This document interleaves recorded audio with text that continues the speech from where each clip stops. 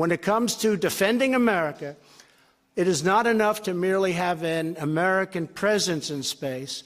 We must have American dominance in space. So important. Space Force, the ultimate eye in the sky. When it comes to warfare, whoever has the high ground has the advantage. This has been well known for thousands of years. But is Space Force the ultimate high ground?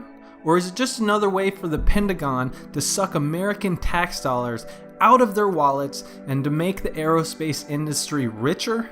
After all, the US Senate just approved $717 billion for the 2019 military budget. When is enough enough? And just a quick reminder that militarizing and weaponizing space has always been a bipartisan issue. We spend more on our military than the next 10 countries combined. China, Russia, France, the United Kingdom, you name it. Next 10. We need to be thinking about cybersecurity. We need to be thinking about space. That's exactly what our budget does. Space warfare isn't anything new. The Gulf War, or the first Iraq War, is considered to be the first actual space war. This war used satellites and GPS to help troops on the ground navigate, communicate, and guide their weapons across the flat desert battlefields of Kuwait and Iraq. Some consider it an experimental war just to test many of these new weapons. Later, in 1999, during the NATO bombing of Yugoslavia, the US guided their bombs using space technology to blow up a Chinese embassy in Belgrade, killing 3 Chinese reporters.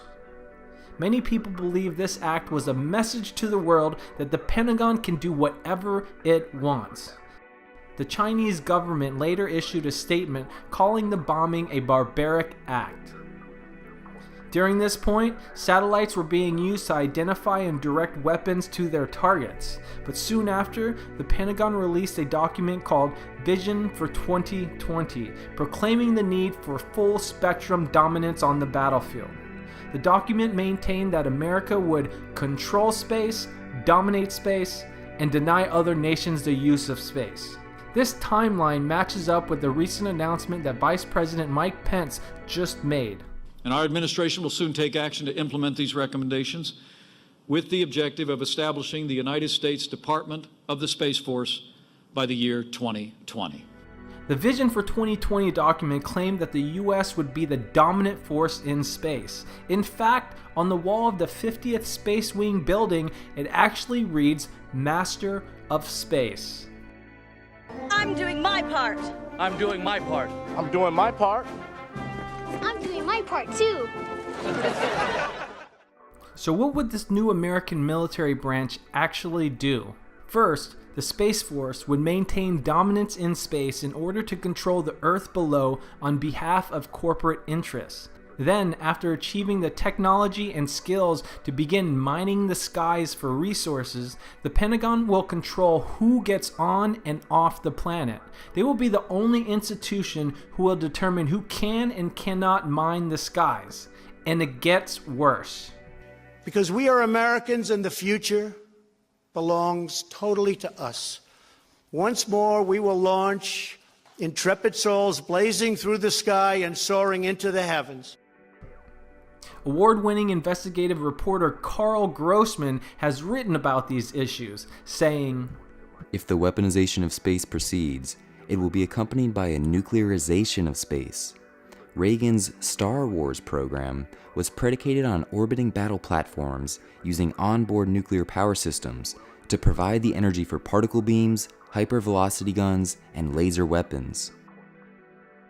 For decades, most of the world's nations have supported a treaty for a prevention of an arms race in outer space, also known as PEROS. But the United States, despite whether there was a Democratic or Republican administration, has balked and refused to sign on to PEROS. Not even sign on, the leadership of America won't even talk about it. The nation which has led in advocating PEROS has been, incidentally, United States neighbor Canada, with China and Russia giving their full support. Not too incidentally, it was the United States along with the United Kingdom and Soviet Union that were the key in the creation of the Outer Space Treaty of 1967. They understood then the horror ahead by the arming of the heavens. Now we have a Trump administration, wild on issue after issue, which is extreme in opening space for war. It must be stopped. Many government officials have stated that China is threatening America's dominance in space, but Carl Grossman reported that an anonymous U.S. diplomat told him, China was 30 years behind in competing with the United States militarily in space, and Russia doesn't have the money. And if we look at the world military spending charts, it's easy to see that no country is close to America's spending, let alone spending on space programs. Former Secretary of the Air Force Deborah Lee James has been speaking out against creating a new military branch, while acknowledging that the Air Force is already operating in space. She stated, quote, I will say certainly there are tribes within the Pentagon. There are tribes within the Air Force, and so there are tribes with the Navy and the Army, and right on down the line. A Space Force would not reduce those tribes. I would also say that using the logic of, that space is terribly important, therefore we need to separate it out to be its own separate military service, if that logic persuades you, then I would argue you would also have to be in favor of a nuclear force. You would have to pull the nuclear forces out of the Air Force and the Navy, set them up, and I've heard it said, and believe me, I think it's true. Nuclear over time didn't get enough attention. A former Air Force officer, Brian Whedon, has stated that he's already heard some crazy ideas. Quote, I've heard everything from riding shotgun on commercial lunar missions to space-based solar power to everything else. Frank Rose, the former director at the Aerospace Corporation, has said, quote, we need to make sure we are engaging the Russians and the Chinese diplomatically. I know it feels good to hit the Russians and the Chinese over the head with a 2x4 and tell them how bad they are, but we also need to find a way to engage them diplomatically, especially on things like minimizing the creation of debris in outer space.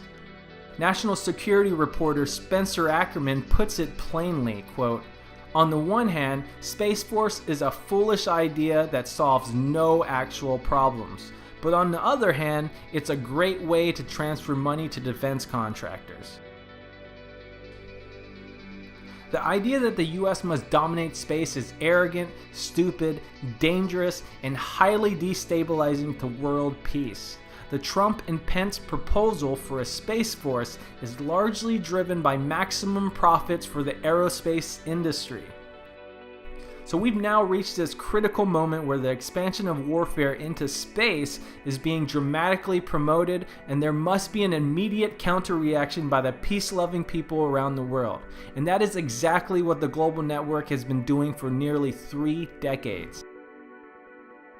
Every year, we urge local groups and concerned citizens to help put together protests and educational meetups every year for a week called Keep Space for Peace Week.